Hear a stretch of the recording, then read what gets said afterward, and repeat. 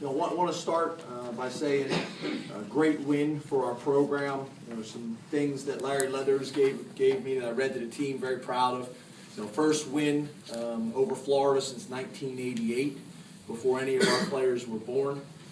First win in the swamp since 1945. First time ever to defeat Georgia and Florida in the same season. So very proud of those things. And then if you look over our last year and a half, we're 6-0 in the month of November, which if you study Vanderbilt's history, that hasn't always been the past late in the season. So very proud.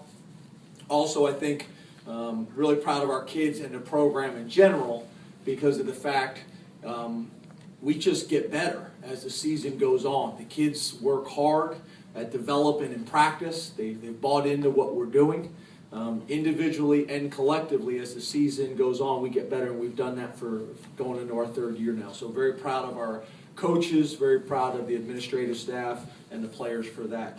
I think this speaks volumes as well.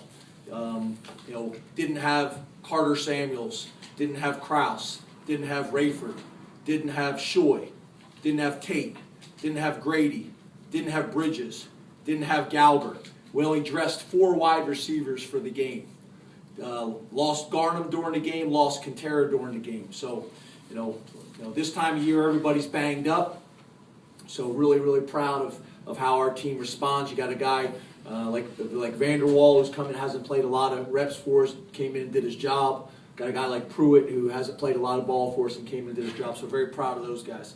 I think the difference in the game was the turnovers. Our defense was able to get turnovers. If you look at it statistically, it doesn't make a whole lot of sense.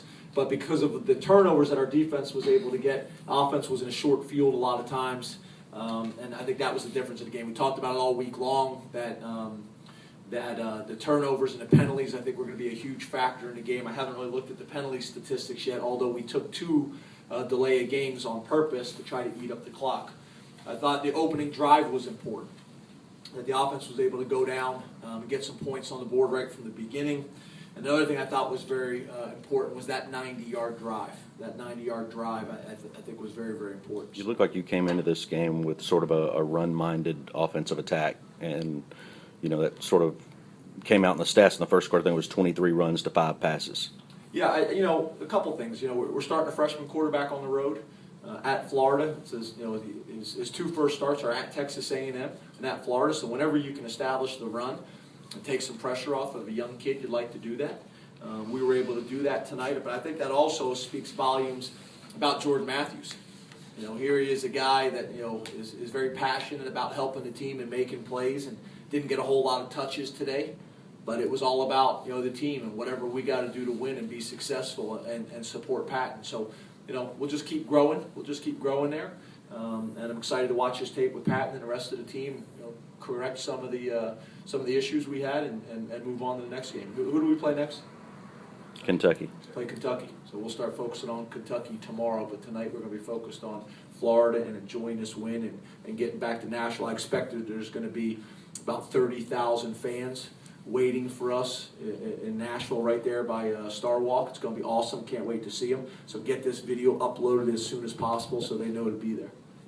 You mentioned that. I'm not kidding. The fact that you had Austin dressed out and warming up before the game, does that tell us that he is able to play now if you need him to? That's a Jedi mind trick. Yes, it is. Yeah, we just dress him up and put him out there so people start saying, "Well, look at that guy over there. I wonder if he's going to play today." And I know everybody wants me to talk about injuries. I'm not doing it. I'm not doing it. I know when I can read and know who's playing and not playing from another team, it gives us an advantage.